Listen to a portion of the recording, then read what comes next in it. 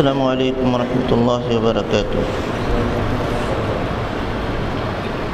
ان الحمد للہ نحمده ونستعینه ونستغفره ونعوذ باللہ من شرور انفسنا ومن سیئات اعمالنا من يهده الله فلا مضل له ومن يضلل فلا هادي له واشهد ان لا اله الا الله وحده لا شريك له واشهد ان محمدا عبده ورسوله يا ايها الذين امنوا اتقوا الله حق تقاته ولا تموتن الا وانتم مسلمون يا ايها الناس اتقوا ربكم الذي خلقكم من نفس واحده وخلق منها زوجها وبث منهما رجالا كثيرا ونساء واتقوا الله الذي تساءلون به والارحام ان الله كان عليكم رقيبا يا ايها الذين امنوا اتقوا الله وقولوا قولا سديدا يصلح لكم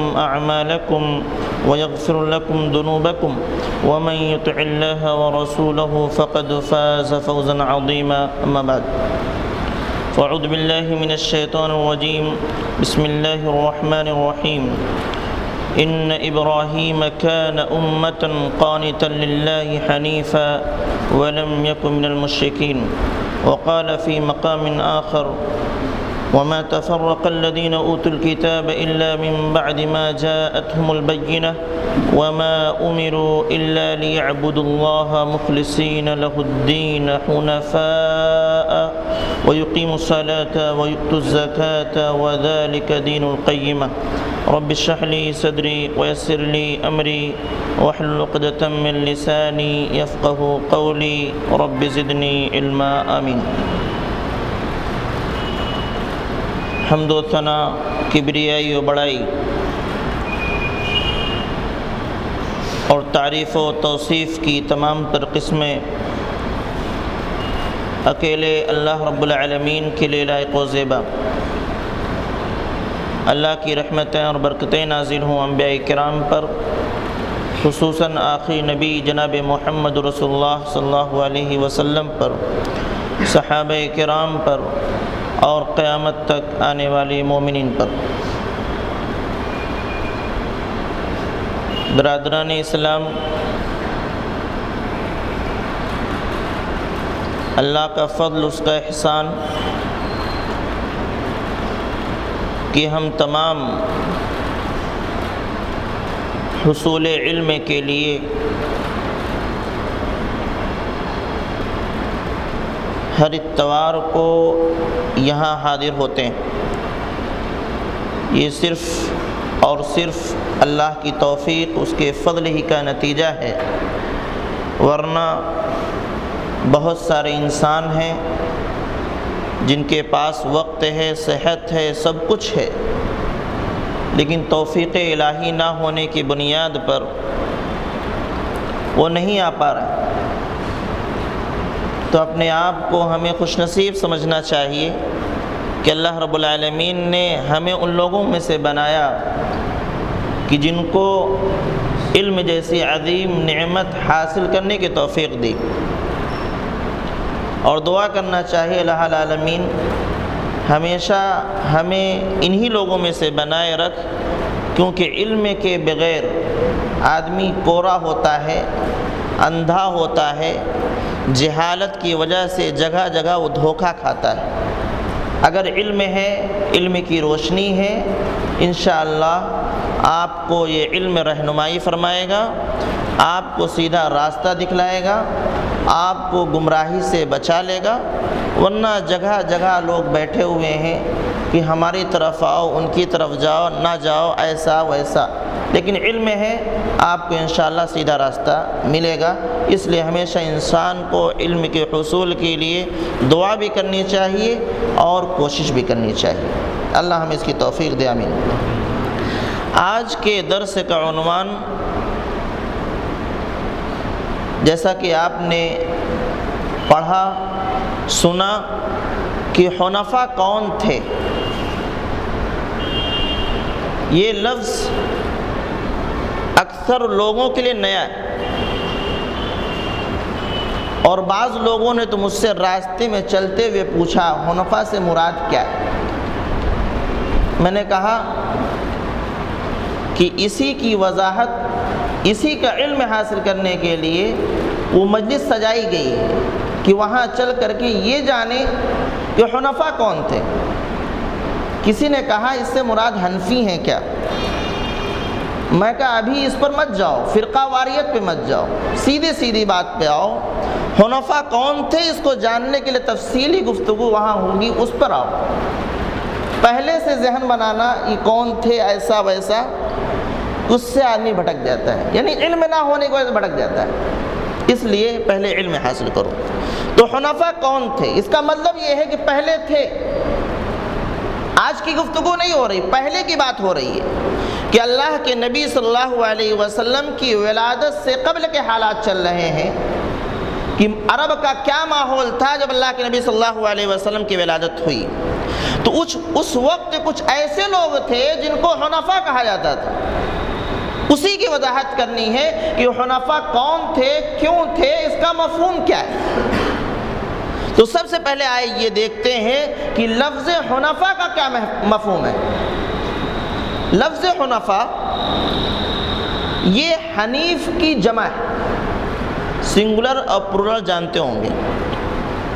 ایک آدمی ہے، اس کو آدمی یہ کہے گا کہ ایک آدمی جا رہا ہے۔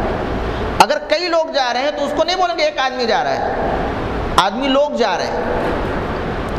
عورت ہے، ایک عورت ہے، اس کو بولیں گے عورت۔ لیکن کئی عورتیں ہیں تو کہا جائے گا عورتیں، یعنی ایک واحد تھا، ایک تھا، پھر کئی لوگ ہو گئے، جمع ہو گئے۔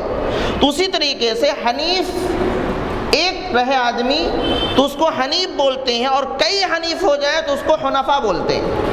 ایک واحد، ایک جمع، ایک سنگولر ہے، ایک پلورل۔ اب اس کا معنی کیا ہے؟ یہ نکلا ہے حنیفہ، لفظ حنیفہ۔ لفظ حنیفہ کا مطلب ہوتا ہے انحراف کرنا، مڑ جانا، کچھ لوگوں کو چھوڑ دینا، مائل ہو جانا، مڑ جانا، اس کو کہتے ہیں حنیفہ۔ مطلب ہی اس کا یہ ہوا کہ حنیفہ سے حنیف یعنی مڑنے والا، مائل ہونے والا، منحرف ہونے والا، کچھ لوگوں کو چھوڑنے والا۔ اب اگر کوئی ایک آدمی ایسا ہے جس نے چھوڑا ہے لوگوں کو، مائل ہوا ہے، منحرف ہوا ہے، تو اس کو بولا جائے گا حنیف۔ اور اگر بہت سارے لوگ ہیں جو مائل ہوئے ہیں، لوگوں کو چھوڑے ہیں، تو اس کو کہا جائے گا حنفاء۔ یہ لغوی اعتبار سے میں نے اس کی وضاحت فرمائی کہ یہ حنفاء حنیف کی جمع ہے، اور حنیف نکلا حنیفہ سے، جس کا مطلب ہوتا ہے انحراف کرنا، پھر جانا، مڑ جانا، مائل ہو جانا۔ اب اگر کوئی مائل ہوا ہے اس کو بولا جائے گا حنیف، اور بہت سارے لوگ ہیں تو کہا جائے گا کہ یہ سارے لوگ مڑ چکے، ان کا کہا جائے گا حنفاء۔ یہ اس کا لفظی ترجمہ کہہ لو، مفہوم کہہ لو۔ لیکن اب سوال یہ ہے کہ کس چیز سے مڑنے والے کو حنیف کہا جائے گا، کس چیز سے مائل ہونے والے کو حنیف کہا جائے گا، کس چیز سے انحراف کرنے والے کو حنیف کہا جائے گا، کس چیز کو چھوڑنے والے کو حنیف کہا جائے گا۔ قرآن کریم کا جب آپ مطالعہ کریں گے تو یہ لفظ حنیف تقریباً 6، 7 یا 8 مقام پر آیا ہے، حنیف کا لفظ۔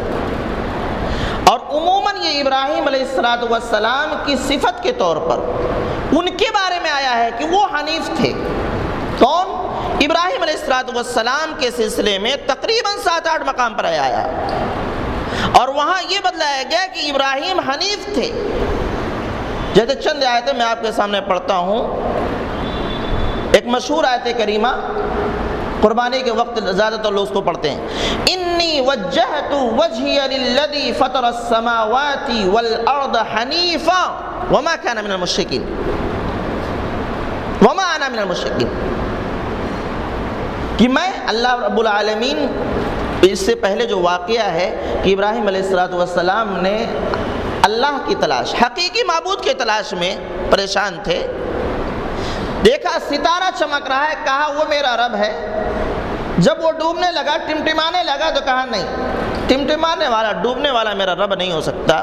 پھر چاند کو دیکھا، کچھ زیادہ بلندی پر تھا، زیادہ روشن تھا، کہا یہ میرا رب ہے۔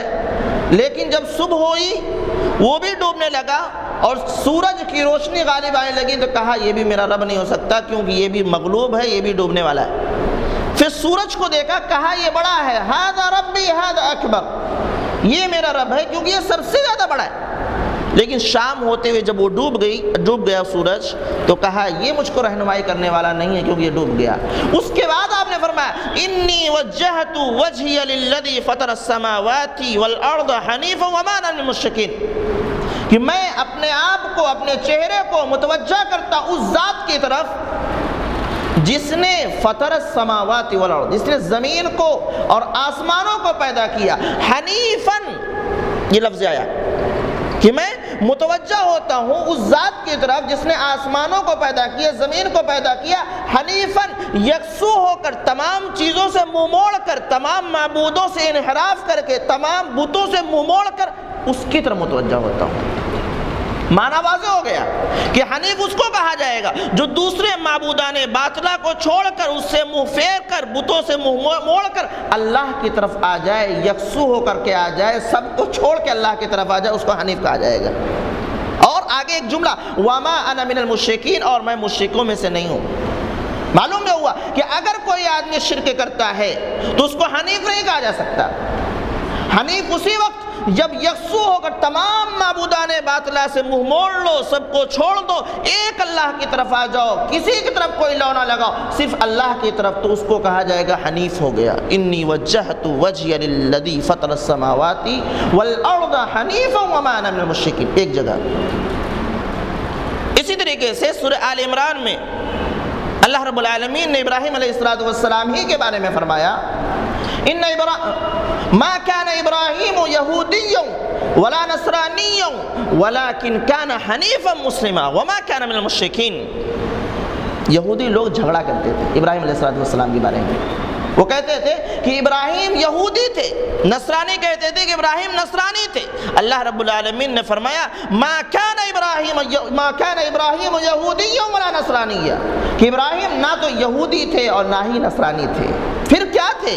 ما كان ابراہیم یہودی ولا نصرانی ولكن كان حنیفا مسلما، بلکہ وہ حنیف تھے، مسلم تھے، یعنی تمام معبودان باطلہ سے، تمام بتوں سے منہ موڑ کر ایک اللہ کی جانب آنے والے تھے اور مسلم تھے، اللہ کے فرما بردار تھے۔ وما كان من المشرکین، یہاں بھی اللہ رب العالمین نے لگایا کہ وہ مشرکوں میں سے نہیں تھے، یعنی اگر شرک کیے تو حنیف نہیں ہو سکتے۔ ایک اور جگہ سورہ آل عمران ہی کی آیت کریمہ قل صدق اللہ فاتبعوا ملت ابراہیم حنیفا وما كان من المشرکین۔ اے نبی صلی اللہ علیہ وسلم آپ فرمائیے کہ اللہ نے سچ کہا ہے، صدق اللہ، اللہ نے سچ کہا ہے، فاتبعوا ملت ابراہیم حنیفا، بس تم لوگ اس ابراہیم کی اتباع کرو جو حنیف تھے، یعنی تمام معبودان باطلہ سے کٹ کر کے، تمام معبودان باطلہ، تمام بتوں سے منہ موڑ کر ایک اللہ کی طرف ہو گئے تھے، یکسو ہو کر اللہ کی عبادت کر رہے تھے، ان کی اتباع کرو، حنیفہ۔ ایک اور مقام پر ان ابراہیم، سورہ نحل کی آیت کریمہ، ان ابراہیم کان امتا قانتا للہ حنیفا ولم یکن من المشرکین، یہاں بھی وہی چیز کہ ابراہیم ایک امت کے مانند تھے، قانتا للہ، اللہ کے فرما بردار تھے، حنیفہ، تمام معبودان باطلہ سے کٹ کر یکسو ہو کر ایک اللہ کی عبادت کرنے والے تھے، ولم یکن من المشرکین، اور وہ مشرکوں میں سے نہیں تھے۔ یہاں بھی معلوم ہوا کہ مشرک حنیف نہیں ہو سکتا، شرک کیا حنیف نہیں ہو سکتا۔ حنیف ہونے کے لیے پہلی شرط یہ ہے کہ تمام معبودان باطلہ کو چھوڑ دو، شرک کی تمام صورتوں کو چھوڑ دو، تمام عبادات ایک اللہ کے لیے کرنے لگ جاؤ، تب آپ حنیف ہو سکتے ہو۔ اس طریقے سے تقریباً 7 یا 8 مقام پر ابراہیم علیہ السلام کو قرآن کریم میں حنیف کہا گیا ہے۔ اور ایک مقام ایسا ہے منی نگر میں کہ وہاں پر حنفاء کا لفظ استعمال، یہی جو حنفاء کون تھے، یہی حنفاء کا لفظ استعمال ہے، اور وہ اہل کتاب یہود و نصارہ کے متعلق ہے۔ اور وہاں بہت بنیادی چیز آپ کو ملے گی کہ حنیف کون ہو سکتا ہے، حنفاء کون ہو سکتا ہے، اور آج ہو سکتے ہیں کہ نہیں ہو سکتے۔ سورہ بینہ 30واں پارہ میں لم یکن الذین کفروا من اہل الکتاب والمشرکین، اس کے اندر ایک 2 آیت کریمہ میں نے جو تلاوت کی، وما تفرق الذین اوتوا الکتاب الا من بعد ما جاءتهم البینہ، کہ ان لوگوں نے جن کو اللہ نے کتاب دیا، اللہ نے کتاب کس کو دیا؟ یہود کو دیا، نصارہ کو دیا۔ یہی اہل کتاب جو بولے جاتے ہیں قرآن کریم کے اندر، تو اس سے یہودی اور نصرانی مراد ہوتے ہیں۔ اللہ نے فرمایا وما تفرق الذین اوتوا الکتاب الا من بعد ما جاءتهم البینہ، ان لوگوں نے جن کو اللہ نے کتاب دیا، انہوں نے فرقہ نہیں بنایا، تفرقہ نہیں کیا، اختلاف نہیں کیا، فرقے فرقے میں بٹے نہیں، جماعت جماعت میں بٹے نہیں، مگر اس وقت جب ان کے پاس دلیل آ گئی، دلیل آنے کے بعد، حق آ جانے کے بعد، برہان آ جانے کے بعد، صحیح بات آنے کے بعد، تب انہوں نے فرقہ واریت کو پھیلایا، گروہوں میں بٹ گئے، فرقے میں بٹ گئے۔ اللہ فرماتا ہے وما امروا الا ليعبدوا الله مخلصین له الدین حنفاء، ان کو فرقہ بندی کا حکم نہیں دیا گیا تھا، ان کو جو حکم دیا تھا وہ حکم یہ تھا کہ وما امروا الا ليعبدوا الله، کہ یہ صرف اور صرف ان کو جو حکم دیا گیا تھا وہ یہ کہ یہ اللہ کی عبادت کریں، مخلصین لہ الدین، اسی کے لیے اپنے دین کو خالص کر کے، حنفاء، تمام لوگوں سے کٹ کر کے۔ معلوم یہ ہوا کہ آدمی اگر حنیف بننا چاہتا ہے، حنفاء میں اپنا شمار کرانا چاہتا ہے، تو 2 چیزیں اپنے اندر پیدا کرے، ایک تو فرقہ واریت کو چھوڑ دے، فرقہ بندی کو چھوڑ دے، کیونکہ یہ حنفاء کے خلاف، اسی لیے اللہ رب العالمین نے فرمایا کہ انہوں نے فرقہ بندی کر لی، حالانکہ ان کو فرقہ کا حکم نہیں دیا گیا تھا بلکہ حنفاء کا حکم دیا گیا تھا۔ اور جب آدمی مخلص ہو کر کے اللہ کی عبادت کرنے لگ جائے اور تمام معبودان باطلہ کو چھوڑ دے گا تو وہ حنیف بن جائے گا، وہ فرقہ واریت سے بچ جائے گا۔ یہاں پہلی تمام آیات میں یہ بات آئی تھی کہ مشرک حنیف نہیں ہو سکتا، شرک کرنے والا حنیف نہیں ہو سکتا، اور یہاں مزید ایک بات آ گئی کہ شرک بھی نہ کرے اور ساتھ میں فرقہ بندی بھی نہ کرے، جماعتیں نہیں بنائے، گروہیں نہ بنائے، فرقہ واریت نہ پھیلائے، فرقوں میں نہ بٹے، اگر بٹتا ہے تو حنفاء سے نکل جائے گا۔ یہ مفہوم ہوا کس کا؟ حنفاء کا۔ لفظی ترجمہ، اس کی جمع، اس کی واحد کس چیز سے نکلا ہے؟ مفہوم کا خلاصہ یہ، تمام باتوں کا خلاصہ یہ اب تک کی گفتگو کا، کہ حنفاء وہ لوگ جو اللہ رب العالمین کو پکارتے ہیں اور تمام معبودان باطلہ کو چھوڑ دیتے ہیں، ان سے انحراف کر لیتے ہیں اور فرقہ بندی نہیں کرتے، وہ حنفاء ہیں۔ اور آج بھی کوئی ہے اگر اس پہلو پہ چل رہا ہے، اس منہج پہ چل رہا ہے کہ خالص اللہ کو پکار رہا ہے، کسی اور کو شریک نہیں، اور فرقہ واریت سے بچتا ہے، تو وہ حنفاء ہو سکتا ہے۔ تو یہ ہوا قرآن کریم کی روشنی میں حنفاء کا مفہوم۔ اب سوال یہ پیدا ہوتا ہے کہ حنفاء کون تھے جو آج کا عنوان، اسی میں ایک لفظ یہ بھی کہ کیوں تھے، حنفاء کون تھے اور کیوں تھے۔ اب جانتے ہیں کہ مکہ کے اندر ابراہیم علیہ السلام اور اسماعیل علیہ السلام یہ 2 نبی آئے ہیں۔ ابراہیم علیہ السلام فلسطین میں آئے تھے لیکن ہجرت کر کے یہاں بھی پہنچے تھے، یہاں اسماعیل علیہ السلام کو بسایا تھا انہوں نے۔ ایک سوال اگر میں یہی کر لوں تو بہتر ہے، اس سے پہلے بتایا جا چکا، ہو سکتا ہے آپ کے ذہن میں ہو کہ اللہ کے نبی صلی اللہ علیہ وسلم کی ولادت سے کتنے سال پہلے ابراہیم علیہ السلام نے اسماعیل علیہ السلام کے علاقے کو بسایا تھا؟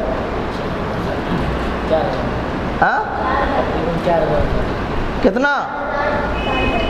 تقریباً الحمدللہ، یعنی اتنا لمبا وقفہ تھا۔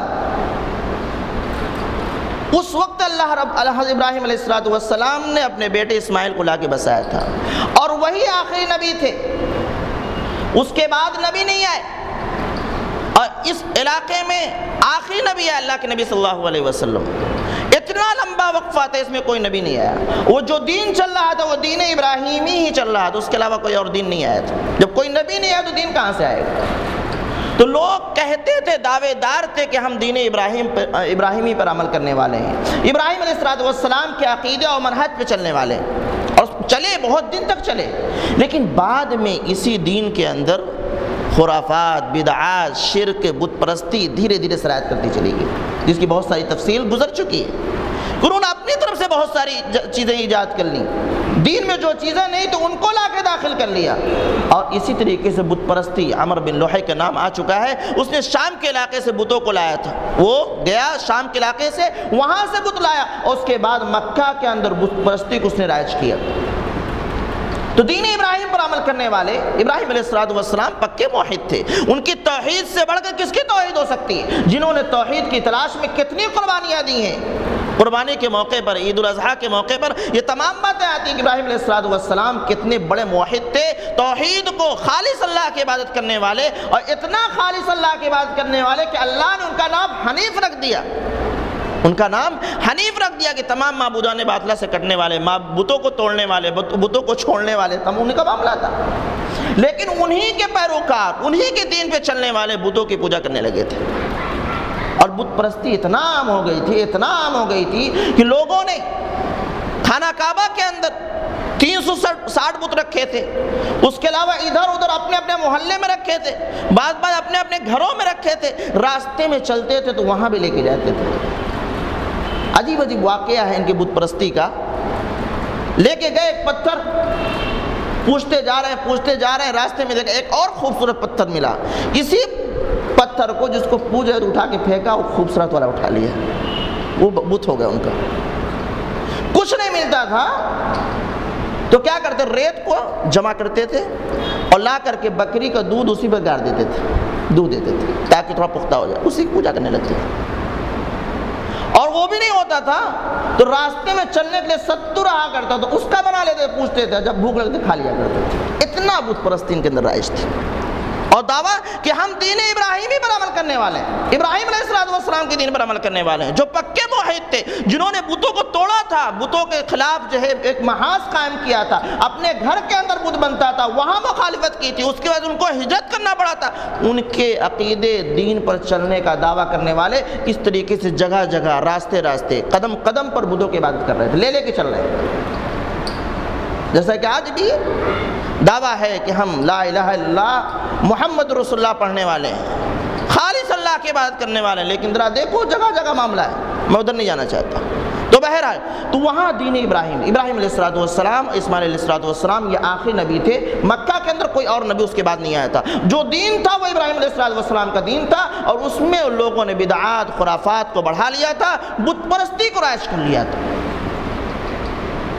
اب انہی میں سے چند لوگ ایسے تھے جو صاحب بصیرت کہہ لیجئے، صاحب عقل کہہ لیجئے، ان کے اندر عقل، تو انہوں نے سوچا یہ عجیب معاملہ ہے کہ بت پوجے جا رہے ہیں، ایک ایسا پتھر جس کو ہم اپنے ہاتھوں سے تراشتے ہیں، نہ ہمارے نفع کا مالک، نہ نقصان کا مالک، نہ بول سکتا ہے، نہ سن سکتا ہے، نہ دیکھ سکتا ہے، ہم اس کی عبادت کر رہے ہیں۔ چنانچہ ابن اسحاق کی روایت ہے، فرماتے ہیں کہ ایک موقع پر اہل مکہ کا بتوں کا سالانہ میلہ تھا، ہوتا ہے، تو اس میں بہت سارے لوگ اکٹھا تھے، تو 4 لوگ اکٹھا بیٹھے ہوئے تھے، اس میں جو نام ہے ورقہ بن نوفل، مشہور آئے گا تذکرہ انشاءاللہ آگے، اور ایک تھے زید بن عامر بن نفیل، 2، ایک تھے عبداللہ بن جحش، اور ایک تھے عثمان الحویرث، یہ 4 لوگ بیٹھے تھے۔ اچانک ان کے ذہن میں آیا کہ عجیب بات ہے کہ ہم ایسی چیز کی عبادت کر رہے ہیں جس کو ہم نے گڑھا ہے، ہم نے بنایا ہے، نہ وہ سن سکتا ہے، نہ دیکھ سکتا ہے، نہ بول سکتا ہے، نہ نفع پہنچا سکتا ہے، نہ نقصان پہنچا سکتا ہے، ہم اس کی عبادت کر رہے ہیں۔ یہ ابتدا تھی، بت پرستی کے خلاف آواز اٹھانے کی ابتدا تھی، لوگوں کے دلوں میں بت پرستی کے خلاف نفرت کی ایک ابتدا یہاں سے شروع ہوئی۔ اللہ نے عقل دے رکھا، آج بھی لوگ اگر عقل کا استعمال کریں جیسا کہ شریعت نے حکم دیا ہے تو حقیقت سامنے آ جائے گی۔ چنانچہ ان لوگوں نے سوچا اور اسی دن سے بت پرستی کے خلاف اپنی آواز دھیرے دھیرے اٹھانے لگے، جس سے جو ہو سکا لوگوں کو منع کرتے، کوئی کچھ کرتا کوئی کچھ کرتا، نہیں جو چھوڑ کر خود الگ ہو جایا کرتے تھے۔ بعض اس میں سے ایسے ہوئے جو جا کر کے نصرانیت کو قبول کر لیا، عیسیٰ علیہ السلام کے دھرم کو، مذہب کو، شریعت کو۔ اور بعض لوگوں نے کیا کیا کہ نہ تو کسی کا مذہب، بس اتنا ہی کہا کہ دین ابراہیمی جو ہے وہی ہے، بس اب کیسا ہمیں پتہ نہیں، یعنی اتنا اس کا طریقہ دین ابراہیم، اتنا ملاوٹ اس میں آ گئی تھی کہ حقیقی صورت ان کے سامنے نہیں تھی۔ تو اب کیا کریں؟ تو انہوں نے کہا کہ میں دین ابراہیمی پر ہوں بس، اور اسی وہی عقیدہ لے کے چلے۔ چنانچہ اس طرح کے بہت سارے لوگ ہو گئے۔ ایک بڑی جماعت سیرت نگاروں نے لکھا ہے، تقریباً جو مجھے میرے علم میں ہے تقریباً 27 لوگوں کا نام لکھا ہے۔ اس کے علاوہ اور بھی بہت سارے رہے ہوں گے جن کے ذہن و خیال میں اس طرح کی باتیں آ چکی تھی کہ یہ بت پرستی صحیح نہیں۔ چنانچہ ایسے ہی لوگوں کو حنفا کہا گیا۔ کیوں؟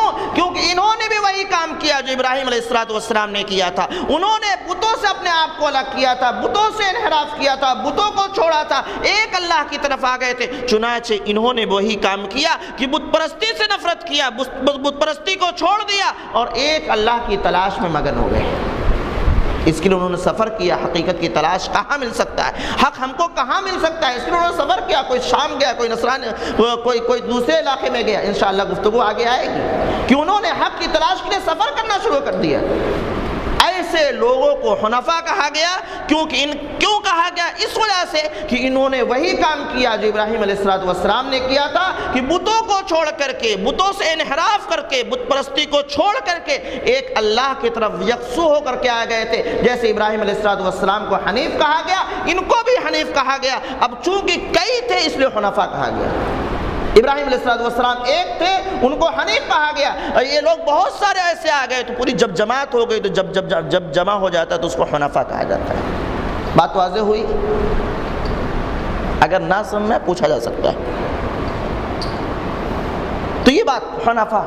اب سوال یہ ہے کہ کون لوگ تھے وہ کون سے خوش نصیب تھے کہ اتنے تاریکی میں، جہاں قدم قدم بت پرستی ہو رہی ہے، بت پرستی کے خلاف جو ہے آواز اٹھانے والے وہ خوش نصیب کون لوگ ہیں؟ جہاں ہدایت کا کوئی راستہ نہیں، کوئی تاریکی سے نکلنے کی کوئی روشنی نہیں، وہاں ایسے لوگ کون تھے جو ہدایت کی تلاش میں مگن تھے، سرگرداں تھے، تلاش رہے تھے کہ ہدایت ہم کو مل جائے۔ تاریخ کا مطالعہ کریں گے تو آپ کو معلوم ہوگا بہت سارے لوگ ہیں، ان میں سے سب سے پہلا نام اگر لیا جا سکتا ہے تو کس کا؟ ہاں، آپ کے خیال میں سب سے پہلا کون ہو سکتا ہے؟ اور تھوڑا، اللہ کے نبی جناب محمد رسول اللہ صلی اللہ علیہ وسلم۔ سب سے پہلے اگر کسی کا نام لیا جا سکتا ہے تو آپ کی ذات ہے، جو حنفا میں سب سے زیادہ مشہور، سب سے زیادہ بتوں سے نفرت کرنے والے، سب سے زیادہ بتوں کے خلاف محاذ قائم کرنے والے، سب سے زیادہ بتوں سے ہٹ کر کے دین ابراہیمی کی تلاش میں لگے رہنے والے، سب سے زیادہ ان بتوں کی مخالفت کرنے والے اللہ کے نبی جناب محمد رسول اللہ صلی اللہ علیہ وسلم۔ اور بھی تھے، لیکن سب سے پہلا نام جو لیا جائے گا اس دور میں، چونکہ اس وقت اللہ کے نبی صلی اللہ علیہ وسلم نبی نہیں تھے، پیدا ہونے کے بعد آپ نبی نہیں تو 40 سال کے بعد نبی ہوئے، تو اس جاہلیت کے دور میں جو حنفا کہلائے ان میں سب سے پہلا نام اللہ کے نبی جناب محمد رسول اللہ صلی اللہ علیہ وسلم کا آئے گا۔ چنانچہ بیہقی کی روایت، اللہ کے نبی صلی اللہ علیہ وسلم کے بارے میں وہ نقل کرتے ہیں کہ ان رسول اللہ صلی اللہ علیہ وسلم مستلم صنما قط، کہ اللہ کے نبی صلی اللہ علیہ وسلم نے کبھی بھی کسی بھی بت کو بوسہ نہیں دیا، استلام نہیں کیا، چوما نہیں۔ وَكَانَ يَنْهَا عَنْ ذَلِكَ فِي الْجَاهِلِيَّةِ، وہ جاہلیت کے دور میں جب نبی نہیں بنائے گئے اس وقت بھی بت پرستی سے روکا کرتے تھے۔ وہ بات سمجھ میں نہیں آتی تھی اللہ کے نبی صلی اللہ علیہ وسلم کی، تو آپ نے خود کبھی بتوں کا استلام نہیں کیا، ان کو چھوا نہیں، ان کا بوسہ نہیں لیا، اور دوسروں کو جاہلیت ہی میں روکنے لگ گئے تھے۔ ابھی نبی نہیں بنائے گئے، اس سے پہلے اللہ رب العالمین نے آپ کو عقل سلیم دیا تھا، آپ کی بات یہ سمجھ میں آ رہی تھی کہ بت پرستی یہ ہو ہی نہیں سکتی، بتوں کی پوجا ہو ہی نہیں سکتی، یہ پتھر ہیں، ہم ہی بنائیں ہم ہی پوجیں، یہ کیسے ہو سکتا ہے؟ وَرَفَضَ أَن يَمُسَّ صَنَمَ يُصَافٍ أَوْ نَائِلَةٍ عِنْدَ الطَّوَافِ كَمَا كَانَتْ عادت الجاہلیہ۔ اور اللہ کے نبی صلی اللہ علیہ وسلم نے طواف کرتے ہوئے کبھی بھی اصاف کا بت اور نائلہ 2 بت تھے، ان کو کبھی چھوا نہیں۔ جیسا کہ آج ہم لوگ جب طواف کرتے ہیں تو حجر اسود کو یا تو چھوتے ہیں، بوسہ دیتے ہیں یا اشارہ کر گزر جاتے ہیں۔ تو اس دور میں جاہلیت کے لوگوں کا یہ عادت تھی کہ جب وہ خانہ کعبہ کی طواف کرتے تھے تو اس وقت ان بتوں کو وہ بوسہ دیا کرتے تھے، چھوا کرتے تھے۔ اللہ کے نبی صلی اللہ علیہ وسلم نے کبھی بھی ایسا نہیں کیا۔ یہ چیز آپ کی فطرت کے خلاف، آپ کے عقل سلیم کے خلاف، یہ آپ کے ذہن و دماغ کے خلاف، یہ ہو ہی نہیں سکتا کہ اللہ رب العالمین کے ساتھ کسی اور کو شریک کیا جائے، کسی اور کو استعلام کیا جائے۔ تو بیہقی کی روایت، صحیح روایت کہ اللہ کے نبی صلی اللہ علیہ وسلم نے کبھی بھی کسی بھی بت کو چھوا نہیں، بوسہ نہیں دیا، استعلام نہیں کیا۔ اور جیسا کہ جاہلیت میں لوگوں کی عادت تھی کہ طواف کرتے وقت بتوں کو چھو کر کے اپنے طواف کی ابتدا یا انتہا کیا کرتے تھے، اللہ کے نبی صلی اللہ علیہ وسلم نے کبھی نہیں کیا۔ ایک اور روایت، اس کو یہ بھی ابن اسحاق کی روایت ہے، بحیرہ راہب ایک کاہن گزرا ہے، بحیرہ راہب عبادت گزار گزرا ہے، بڑا عبادت گزار تھا۔ اس نے کیا کیا کہ لات اور عزا کا حلف لیا، قسم لیا۔ جس طریقے سے قریش کے لوگوں کی عادت تھی کہ وہ لات اور عزا کی قسم لیا کرتے تھے، ہم کہتے ہیں اللہ کی قسم، واللہ للہ، وہ لوگ بھی کیا کرتے تھے، لیکن ساتھ میں لات و عزا 2 بت تھے، ان کی بھی قسم لیا کرتے تھے۔ تو وہ آیا بحیرہ راہب، اللہ کے نبی صلی اللہ علیہ وسلم کے پاس آیا۔ اللہ کے نبی صلی اللہ علیہ وسلم نے فرمایا لا تسألنی باللات والعزى شیئا، کہ مجھ سے لات و عزا کے متعلق کچھ بھی سوال نہ کرو، مجھ سے لات و عزا کے متعلق کچھ بھی سوال نہ کرو۔ فواللہ ما ابغضت بغضها قط شیئا، کہ اللہ کی قسم میں ان سے جتنی محبت، ان سے جتنی نفرت کرتا ہوں، جتنی بغض رکھتا ہوں ان لات و عزا سے، اتنا کسی اور سے کبھی بھی میں نے بغض اور حسد نہیں رکھا، نفرت نہیں رکھا۔ معلوم یہ ہوا کہ آپ چھوتے بھی نہیں تھے، طواف کرتے وقت بوسہ بھی نہیں دیتے تھے، اور ساتھ میں نفرت کرتے تھے، اور نفرت اتنا کہ اتنی نفرت کسی اور سے اللہ کے نبی صلی اللہ علیہ وسلم نہیں کیا کرتے تھے۔ تو یہ حنیف تھے اللہ کے نبی صلی اللہ علیہ وسلم۔ اسی طریقے سے مقام بوانہ ایک جگہ ہے، وہاں پر قریش کا ہر سال ایک میلہ ہوتا تھا، اور وہ اس میلے میں جا کر کے، جیسے عرس ہوتا ہے وہ بھی میلہ ہے، میلے میں جا کر وہاں اعتکاف کیا کرتے تھے ایک بت کے سامنے۔ اللہ کے نبی صلی اللہ علیہ وسلم رفض، انکار کر دیا، میں ایسا نہیں کر سکتا۔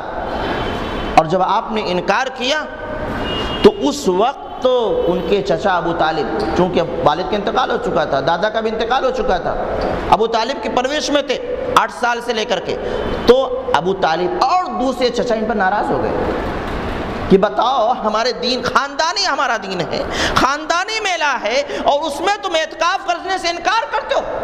اللہ کے نبی صلی اللہ علیہ وسلم انکار کرتے، نہیں، میں نہیں کروں گا۔ یہ اللہ کے نبی صلی اللہ علیہ وسلم، معلوم یہ ہوا کہ کبھی بھی شرک یا کام نہیں کیا اور شرک سے بچتے رہے۔ ایک دوسری روایت میں ہے کہ اللہ کے نبی صلی اللہ علیہ وسلم کی حفاظت کے لیے اللہ نے فرشتے متعین کر رکھے تھے، چونکہ آگے چل کے نبی بننا تھا۔ اب اگر ابھی یہ شرک و بت پرستی کرے، بعد میں چل کے لوگوں کو دعوت دے، تو یہی کہیں گے نا، ارے تمہیں تو لات و عزا کے سامنے جھکے ہوئے تھے، تمہیں تو فلاں بت کے سامنے تم جا کر کے طواف کیے ہوئے تھے، اعتکاف کیے ہوئے تھے، ان کی قسمیں کھائے، آج تم مجھ سے روکنے آئے۔ اللہ رب العالمین نے پہلے سے اپنے نبی کو سے حفاظت فرمائی۔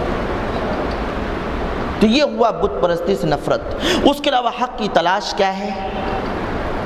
آپ نے حق کی تلاش کے لیے کیا کیا؟ مشہور واقعہ، کسی کے ذہن میں تو بولے۔ اللہ کے نبی صلی اللہ علیہ وسلم نے حق کی تلاش، یہ بس زیادہ کچھ نہیں، تھوڑا سا غور، ابھی میں بولوں گا کہ ہاں صحیح بات ہے، ہاں الحمدللہ جزاکم اللہ خیر۔ غار حرا میں اللہ کے نبی صلی اللہ علیہ وسلم کیوں جایا کرتے تھے؟ کتنی اونچی پہاڑی ہے، آج زینہ بن گیا ہے، کاٹ کے زینہ بنا دیا گیا، تو چڑھنے میں تقریباً 5 گھنٹہ لگتا ہے، 45 منٹ، وہ بھی نوجوانوں کو، اور کوئی بوڑھا ہو، ضعیف ہو، عورت ہو تو مت پوچھو کتنا ٹائم لگتا ہے۔ ایک عورت چڑھ رہی تھی، آدھے پہ پہنچی تو قریب آ گیا، کسی نے کہہ دیا کہ نہیں ابھی تو آدھا ہوا، وہیں بیٹھ گئی بیچاری۔ اتنا اونچا ہے۔ اب زینہ بننے کے بعد 45 منٹ لگ رہا ہے چڑھنے میں، اس وقت زینا نہیں تھا، اتنے اونچائی پہ جا کر کے۔ اور عجیب چیز میں نے وہاں دیکھا کہ وہاں سے اگر آپ سیدھا حرم کی طرف جب نگاہ کریں گے تو کعبہ وہاں سے دکھتا ہے۔ اللہ کے نبی صلی اللہ علیہ وسلم اتنا اونچائی پہ جا کر اس غار کے اندر گھس کر کے وہاں بیٹھ کر عبادت کیا کرتے تھے۔ کیا عبادت کیا کرتے تھے؟ بس یہ کہ اللہ وہی فاطر السماوات والارض، زمین و آسمان کا جو پیدا کرنے والا ہے، ہمارا خالق جو ہے، ہمارا رازق جو ہے، ہمارا مالک جو ہے، اس کی عبادت میں لگے ہوئے تھے اور حق کی تلاش کہ اللہ حق نصیب فرما، دین ابراہیمی نصیب فرما، بت پرستی سے ہمیں بچا لے۔ اور اللہ کے نبی صلی اللہ علیہ وسلم اتنے اونچائی پہ جا کے عبادت کرتے تھے، اور کیسے؟ ایک دن نہیں، بارہا جایا کرتے تھے، کئی سال آپ نے ایسا کیا ہے، اور جاتے وقت توشہ لے کے جاتے تھے، کھانے پینے کا سامان لے کے جایا کرتے تھے اور وہیں عبادت کیا کرتے تھے، اور پھر ختم ہو جاتے تو کبھی کبھی حضرت خدیجہ خود پہنچا کے آ جایا کرتی تھی۔ یہ اللہ کے نبی صلی اللہ علیہ وسلم کے حق کے تلاش کا ذریعہ تھا۔ ایک طرف نفرت بتوں سے، بت پرستی سے میں نے بتایا، اور دوسری طرف ایک اللہ کی تلاش، حقیقی معبود کی تلاش۔ اللہ کے نبی صلی اللہ علیہ وسلم، تو اب اللہ کے نبی صلی اللہ علیہ وسلم سے بڑھ کر کوئی حنیف مکہ کے اندر نہیں تھا۔ حنفاء میں سب سے پہلا نام جو لیا جا سکتا ہے وہ اللہ کے نبی جناب محمد رسول اللہ صلی اللہ علیہ وسلم۔ معلوم یہ ہوا خلاصہ کلام کے طور پر کہ حنفاء وہ جو یکسو ہو کر کے تمام معبودان باطلہ سے کٹ کر کے، تمام بتوں کو چھوڑ کر کے، تمام ان کو چھوڑ کر کے، تمام ان کی عبادت چھوڑ کر کے ایک اللہ کی عبادت کرنے والا، فرقہ واریت سے بچنے والا اور حق کی تلاش میں رہنے والا حنیف کہلائے گا۔ آج بھی اگر جس کے اندر یہ صفات پائی جائیں کہ وہ صرف اور صرف اللہ کی عبادت کرے اور حق کی تلاش ہے اللہ، اتنے فرقے ہیں، یہ صحیح، یہ صحیح، یہ صحیح، وہ اپنی طرف بلا رہا ہے، وہ اپنی طرف بلا رہا ہے، وہ اپنی طرف بلا رہا ہے، وہ اپنی طرف، اللہ جاؤں کہاں؟ اللہ سے دعا کہ اللہ مجھے حق کا راستہ دکھا دے۔ اہدنا الصراط المستقیم، سچا راستہ ایک ہی راستہ ہے، یہ 4 راستے، 10 راستے، 15 راستے نہیں، 2 راستے بھی نہیں، راستہ ایک ہے جو کامیابی کا راستہ ہے، جو جنت کا راستہ ہے، جو صراط مستقیم ہے۔ اس کے علاوہ ادھر ادھر جو راستے، 4 فرقے، 15 فرقے، اتنے فرقے، سارے جنت میں نہیں۔ اللہ کے نبی جناب محمد رسول اللہ صلی اللہ علیہ وسلم نے فرمایا کہ 72 فرقے ہوں گے، 73 فرقے ہوں گے، جنتی صرف ایک ہوگا، اور وہ کون سا ہوگا؟ جو میرے اور میرے صحابہ کے منہج پر ہوگا، میرے اور میرے صحابہ کے طریقے میں ہوگا۔ اب لوگوں کو جاننا چاہیے کہ وہ صحابہ کا طریقہ کیا تھا، اللہ کے نبی کا طریقہ کیا تھا، اس منہج کی تلاش کرو، اس راستے کی تلاش کرو، انشاءاللہ جنتی ہو جاؤ گے۔ بس حنیف بننے کی کوشش کرو کہ ایک اللہ کی عبادت کرو، شرک نہ کرو، خالص اللہ کی عبادت کرو، خالص اللہ کے لیے اپنے دین کو کر دو، اپنی عبادت میں خلوص پیدا کر لو، دکھاوا نہ ہو، ریاکاری نہ ہو، مکاری نہ ہو، اس کے ساتھ کسی اور کی عبادت نہ ہو، اور ساتھ میں سیدھا راستہ، فرقہ واریت سے بچتے ہوئے سیدھے راستے کی تلاش کرو۔ آپ پریشان ہو، اللہ سے دعا کرو، اللہ ہدایت دے گا، اللہ سیدھا راستہ دکھائے گا۔ اس دور میں جب لوگوں کو اللہ رب العالمین نے راستہ دکھایا، جبکہ اس وقت کوئی نبی وہاں موجود نہیں تھا، ان میں سے لوگ اللہ رب العالمین نے بعض کو حنیف بنا دیا، حنفا بنا دیا، تو آج تو الحمدللہ بہت ساری چیزیں موجود ہیں، قرآن موجود، اللہ کے نبی جناب محمد رسول اللہ صلی اللہ علیہ وسلم کا فرمان موجود، آپ پڑھیے، الحمدللہ تمام چیزیں سامنے ہوں گی، حق کا راستہ ملے گا اور آپ بھی حنیف ہو سکتے ہیں۔ اللہ سے دعا العالمین کرنے سننے زیادہ عمل کی توفیق دے، ہم تمام کو سیدھا راستہ دکھا، الہ العالمین خلوص و للہیت کے ساتھ اپنا جو ہے اپنی عبادت کرنے والا بنا، فرقہ واریت سے بچا، مسلمانوں کو متحد فرما، الہ العالمین اپنا خالص بندہ بنا، ہم تمام کو بھی حنفاء میں شمار فرما لے، آمین تقبل رب العالمین۔ انشاءاللہ آئندہ درس بھی اسی حنفاء کون تھے کہ اگلا جز یعنی آخری کڑی انشاءاللہ اس پر گفتگو ہوگی۔ اللہ سے دعا میں کہنے سننے زیادہ عمل کی توفیق دے، الہ العالمین ہم تمام کو سیدھا راستہ دکھا، آمین تقبل رب العالمین۔ السلام علیکم۔